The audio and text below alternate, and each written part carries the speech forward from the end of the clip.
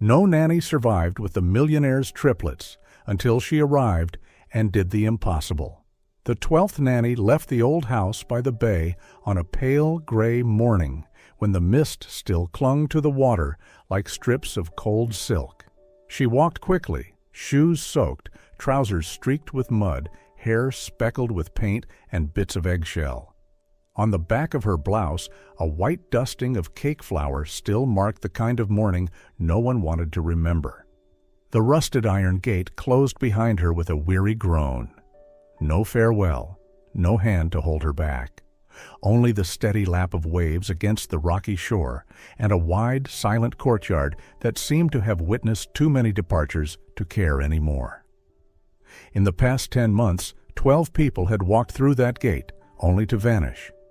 Each had arrived with a small hope that they would succeed where others had failed, and each had left wearing the same etched look of disappointment. The house, a 3-story mansion built in the last century, still stood, its once white paint yellowed by sea salt, its wooden window frames darkened by wind and rain. Beautiful in design, yet carrying a certain weariness, as though it too had grown tired from repeated attempts and failures. Inside, the triplets, Evan, Max, and Lila, were 7 years old, an age both curious and quick to close their hearts. They had grown used to the rhythm of new faces arriving and disappearing, used to promises of staying that dissolved almost as soon as they were made.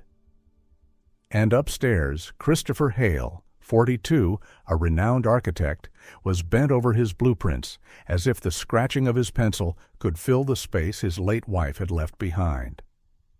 Isabel Hale had left this world a year ago in a diving accident. Since then, the Bay House had no more evening piano music, no more painting sessions in the garden, no more bedtime stories. In their place came the echo of footsteps on wooden floors and the sound of doors closing too quickly.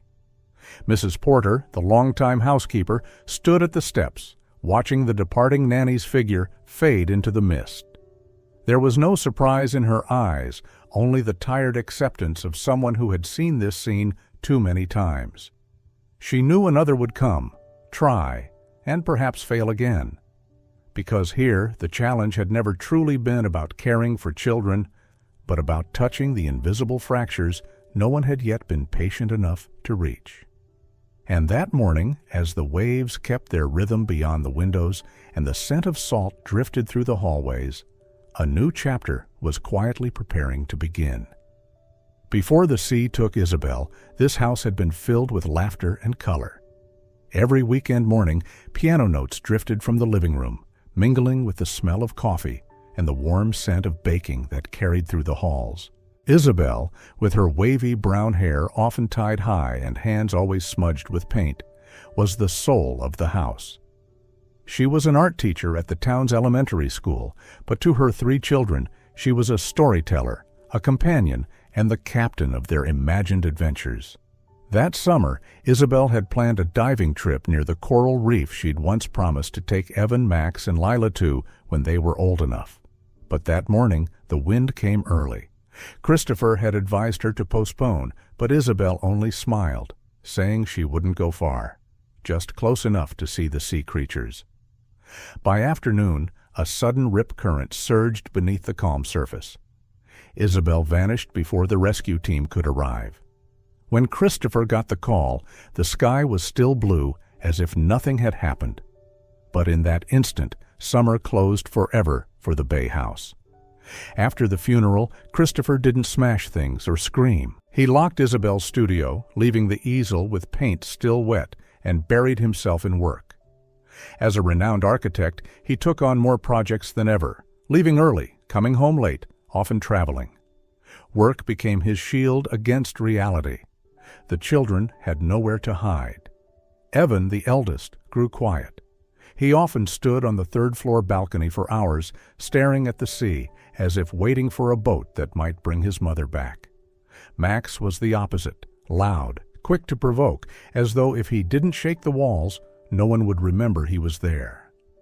Lila, the youngest, retreated to her corner, clutching the knitted doll Isabel had made for her, avoiding anyone's gaze. Mrs. Porter tried to maintain order, but she could not fill the space a mother had left. Breakfasts became disjointed, one child eating dry biscuits, another skipping entirely, the third sipping cold milk. The living room was a mess of toys, and arguments broke out more often. From afar, Christopher knew things were getting worse. He hired nannies one after another, hoping to find someone strong enough to hold the children together. But one after another left. Some lasted only days. Some left notes reading, "These kids don't need a nanny. They need a miracle." Gradually, even hope grew cautious. The household fell into the fragile rhythm of rushed beginnings and abrupt endings, and no one believed a true change could happen. What they didn't know was that sometimes miracles don't knock loudly at the door. They enter quietly, bringing not promises, but the will to stay until the very end.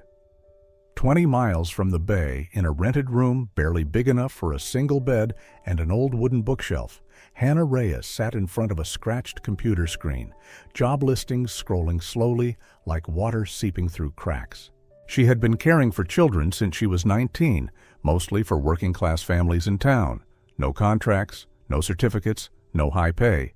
But in every home, she was always the last one who didn't leave. Hannah's childhood was unlike most. She lost both parents at the age of 6 in an intercity bus accident. From then on, she was moved through 8 foster homes. In some, she stayed less than a week. In one, she was sent back to the orphanage simply for refusing to eat pea soup. At 18, Hannah left with an old suitcase, a few books salvaged from a discarded library pile, and one unshakable belief: children don't rebel when they are loved enough. She worked a patchwork of jobs, selling books, teaching neighborhood kids to draw, and babysitting for families unconcerned with formal qualifications. Hannah had little to flaunt on a resume, but she carried a rare skill: seeing a child's pain without anyone having to say it aloud. That night, as rainlight from the window flickered against her screen, Hannah saw a job post from a house in Hale Bay. Nanny needed for 3 7-year-old children, challenging position, professional experience preferred, competitive salary. The phrase "challenging position" to her wasn't a warning, it was a cry for help. She searched the name Hale and quickly found old articles. Isabel Hale, an art teacher, had died a year ago, leaving behind her husband and triplets. In 10 months, 12 nannies had left. A blurred grayscale photo appeared on the screen, 3 children with eerily similar expressions, not smiling, not angry, but as if asking silently, "If I hurt you first, will you leave faster?" Hannah left the professional qualifications section blank. She attached no letters of reference. In the reason for applying box, she typed just one line: "I know what it's like to be the child no one stays for." Days later, she sat across from Christopher Hale in the second-floor study. He glanced over her file, empty save for personal details. "You didn't bring a resume?" he asked, his voice rough with fatigue. Hannah shook her head. "I'm not good at writing about myself." "Then can you talk?" She paused, her eyes turning to the window where white sails swelled in the wind. "I grew up in foster care. At first, I hated all adults. They came, made promises, then disappeared. What I remember most was an old woman who used to bring bread. She didn't ask questions, just sat beside me when I cried. I asked her why she never asked anything. She said, 'You already have too many questions. No one answers. I'm here so you don't have to ask one more?'" The room fell silent. In Christopher's mind, an image surfaced. Lila curled under the table clutching her doll, refusing to come out just because it was too windy. He leaned back slowly. "What do you think of my 3 kids?" Hannah tilted her head as if listening for a sound far away. "I think they're screaming in silence, each in their own way. But I don't see them as a problem. I just see children who need permission to be sad." Christopher said nothing, but when Hannah left the room, he turned to Mrs. Porter and said simply, "Call her, hire her." The next morning, a thin veil of clouds hung over the bay, the light pale and hesitant as if the day itself was unsure. Hannah stood before the rusted iron gate, canvas bag slung over her shoulder, and took a deep breath before pressing the bell. The door opened. Mrs. Porter stood there. No smile, just a small nod as she stepped aside. Good luck. Then she walked straight toward the back garden, as if unwilling to witness another newcomer, only to see them leave. Hannah had barely stepped inside, not yet removed her shoes, when a sharp whoosh came from above. A water balloon dropped squarely onto her shoulder, bursting cold down her neck. Looking up, she saw Max leaning over the second-floor railing, the rope still tied to an empty plastic basket. "Oh, sorry. Thought you were the mail lady." Before she could respond, a sudden puff of flour burst from the kitchen doorway. Evan stood there holding a sifter, his face unreadable. "Welcome, Rule." Hannah coughed lightly, brushed the flour from her hair. She didn't scold or ask why, only bent down to place her wet shoes neatly at the edge of the rug. In the corner of the living room, Lila sat curled up, clutching her knitted doll. The moment Hannah stepped closer, the girl let out a sharp scream, not a cry, but the kind that builds a final wall. Then suddenly, Lila hurled the doll toward Hannah. It rolled across the carpet, its yarn hair tangled, the air froze. Max held his breath. Evan folded his arms, waiting for a reaction. Hannah sat down, picked up the doll. She didn't smooth its hair or straighten its dress, only placed it gently on the floor, right within Lila's reach. No one spoke. Hannah didn't try to make conversation. "No, I understand. No, don't be upset." She just stayed there, flour still clinging to her shoulders, cold water seeping down her back, a strand of hair caught in the tape stuck to the rug. But she didn't leave. 10 minutes passed. Max picked up a marker and began drawing a mustache on a pillow.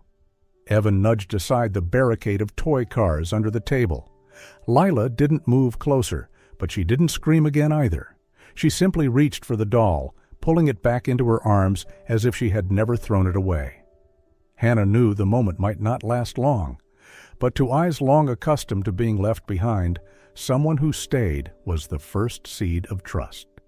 On Monday morning, Hannah woke while the bay was still wrapped in mist. The kitchen of the old house was cold and still, the distant waves like a slow, steady breath. She turned on the oven, the flour and butter already set out the night before. Not to score points, not to teach anyone a lesson, but simply because the scent of warm cookies had once been her way of comforting herself on nights when she missed her mother so much she couldn't sleep. When the first batch came out, the sweet butter aroma drifted down the halls. Hannah didn't call the children, only set a plate of cookies on the table beside a pot of hot tea. Each cookie bore a crooked little heart carved with the tip of a knife, a habit she'd kept since the orphanage when she wanted to give someone something just for them, even if she had no other gift. Footsteps sounded on the stairs. Evan appeared first, eyes still guarded, but without a sharp remark. Max came next, holding an unfinished paper boat. Lila arrived last, clutching her doll, eyes puffy from crying. They stood there silently, just watching Hannah. She smiled faintly, turning back to the pot of porridge she was stirring. "When I was little, every time I missed my mom, I baked cookies. She used to say, 'If you don't know what to say, let the smell speak for your heart.'" No one replied, but a few seconds later, Layla pulled out a chair, picked up a cookie, sniffed it, then took a small bite. Max and Evan quietly followed. No arguing, no breaking things, only the soft sound of chewing in an unusually peaceful morning. In the days that followed, Hannah didn't ask too many questions. She told short stories at breakfast, with no hidden morals, no lessons. One clear morning, she brought out 3 small seed packets, sunflower, mint, and white daisy. "Let's go to the garden today. Each of you can plant something, either something you want to keep forever or something you're afraid to lose." Evan chose sunflower, so Mom can see it from the sky. Max chose mint because Mom used to make mint tea when someone got sick. Lila said nothing, just held the packet of daisy seeds and dug a small hole with a spoon. Hannah didn't explain meanings, only dug alongside them, hands muddy, the sea breeze mixing salt with the scent of earth. By noon, the four of them returned to the kitchen. Hannah suggested baking an apple pie. This time, Max sliced apples carefully like a trainee chef. Lila measured each spoonful of butter as if performing a ritual. Evan wrestled with the rolling pin, and when he faltered, Hannah reached around him, guiding his hands until the dough rolled evenly. He flushed, but didn't pull away. As the afternoon faded, all three sat around Hannah in the living room. Evan close beside her, Max sprawled out hugging a pillow, Lila resting her head on Hannah's lap. She read slowly from an old book, weaving an invisible thread between their small hearts. When the main character got lost from his mother, Lila asked softly, "Does his mom come back?" Hannah placed her hand on the girl's hair. No, but he still grew up with a heart that always remembered her. That evening, when Christopher returned home, he found the children helping Hannah set the table. No yelling, nothing broken. On the table, an empty seat waited beside the mug with the boat print. Hannah only nodded in greeting. She didn't think of it as winning or conquering anything. But she knew the silence that morning was no longer distance. It was a space beginning to make room for someone to step inside. That evening's dinner was spaghetti. Evan Hale rolled the meatballs, Max Hale made the sauce, and Lila Hale picked scented candles to set on the table. When Christopher Hale came home, he paused at the doorway. The kitchen was warm, and there was no sound of arguing. Hannah Reyes gave a nod in greeting. At the table there was an empty seat next to a cup printed with a truck design. That night, Hannah told a story about 3 children who got lost in the forest, met a singing seed, a handkerchief that wiped away tears, and a woman who was not their mother but never left. By the end, Leila had fallen asleep. Max had turned his face to the wall, and Evan asked, "Will you be here tomorrow morning?" Hannah didn't answer right away, only whispered, "If you want more chocolate cake, I might have to get up early." The bedroom door closed softly. Inside, wounds had begun to heal, not with medicine, not with promises, but with a love that asked for nothing in return. Hannah found the letter on a quiet evening while searching for a book to read to the children, hoping to bring some peace to their hearts. When she opened the first page, a small folded piece of paper slipped out. The handwriting slanted gently, familiar, like the breath of someone who had once belonged to every corner of this house. It was a letter from Isabel Hale. "Christopher, if you're reading these lines, it means I'm no longer here. I'm sorry, not for leaving, that was beyond my control, but for the things I never got the chance to teach the children. I wish I had more time. Just one more spring to show Lila how to braid her hair, to hold Max's hand across the meadow without having to shout, 'Careful,' and to watch Evan learn how to hide his sensitivity behind a tough exterior. But I was not given that gift. My love, I know you are strong, and reason has always been your armor. But remember, the children don't need a commander. They need a home where they can believe that, no matter who leaves, someone will always stay. Evan won't say it, but he's afraid of being forgotten. Max gets angry, but only because his heart is too big. Lila will withdraw if she's not looked at with gentleness. You only need to be the one patient enough to stay when they're angry, silent when they need it, and hold them without asking for anything in return. I'm no longer here to lull them to sleep or wipe their tears. But I believe that if love, rather than duty, leads the way, they will grow like young saplings shaped by the wind. Not perfectly straight, but strong. I love you, and I believe in you." Hannah sat on the edge of the bed, the glow from the bedside lamp casting shadows across the paper, making the ink look as if it had just dried. She read each word slowly, afraid to miss anything hidden between the short lines. By the last sentence, her hand trembled slightly. A memory stirred, a part of her past she had tucked away like an old, worn sweater hidden in the back of a drawer. As a child, Hannah used to hide in the orphanage garden to escape the arguments of the other kids. When the rain began to fall, she curled up like a stray kitten. The only person who found her was Mrs. Porter, the elderly gatekeeper, nearing retirement. She didn't scold her, she simply sat beside her, handed her a towel, and said, "You don't have to be strong, but if you just sit here, the rain will think you want it to keep you forever." That night, Hannah returned to her room, soaked through but strangely warm inside. Now, reading Isabel's words, she could almost smell that towel from years ago, the kind of love that isn't showy, doesn't demand, but simply exists as a shelter in the storm. Hannah placed the letter in the drawer and turned off the light. No promises, no grand decisions, just the simple choice not to leave. The news about the Hale family spread quickly. It began with an anonymous email sent to 3 local newspapers at 2 a.m. The headline of the first article read, "The Hale House and the Darkness Behind the Iron Gate." Within hours, the story spread through every parent group in the area. An anonymous account posted a set of photos: Hannah's shirt dusted with flour, paint smudges on the carpet, and a chilling caption, "Nanny number 13 hasn't left, but not out of respect." Comments erupted like waves. Some defended Hannah, saying the media was exaggerating, but most hurled blame.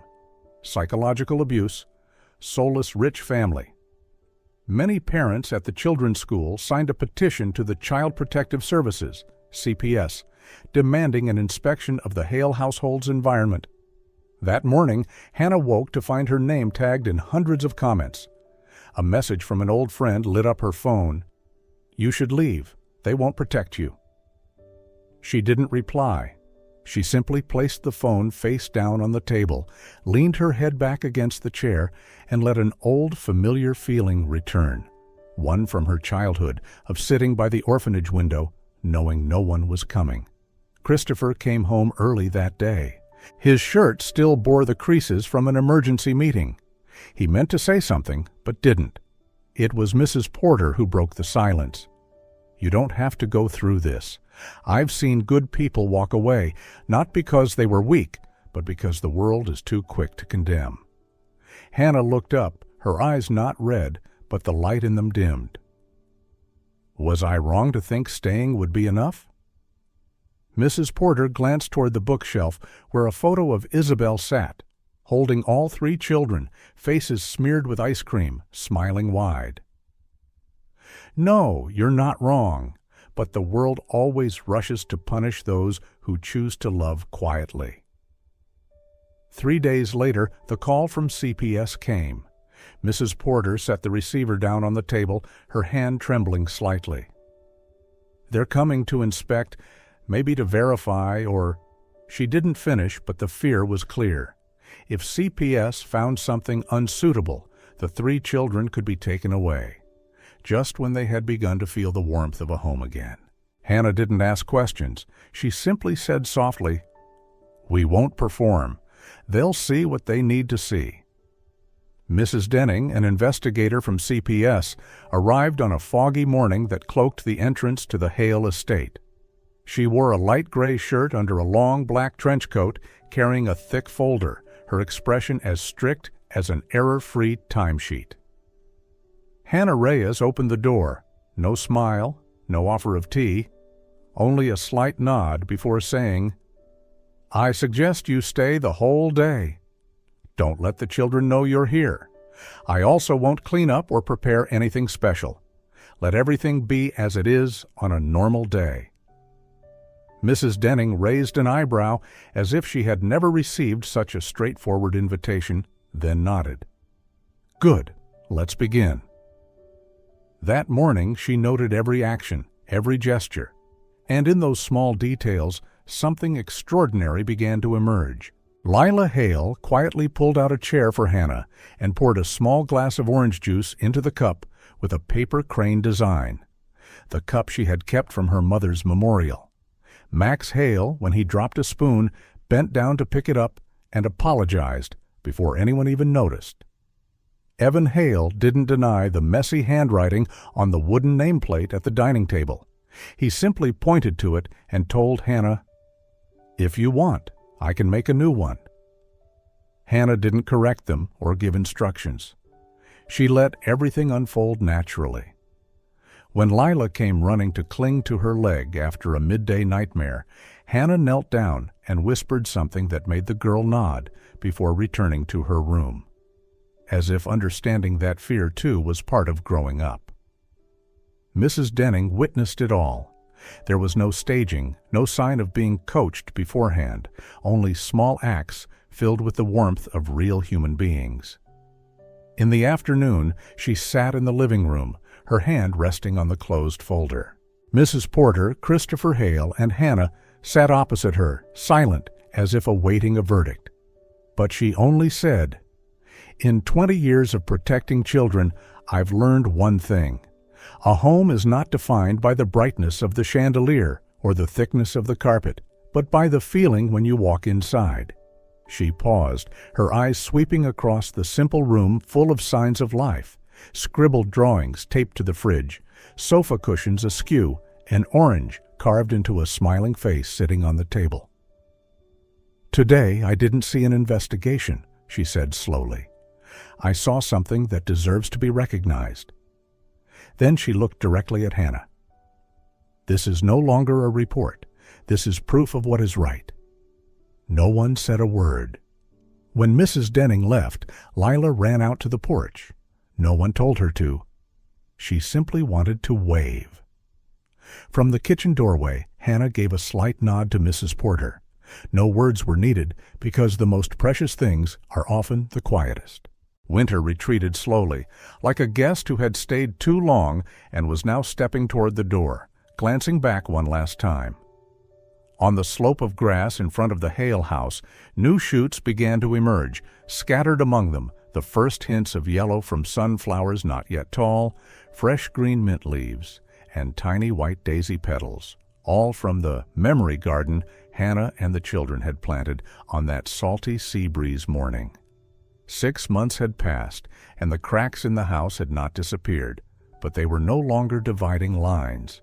They were like pottery seams mended with gold, still visible, yet binding.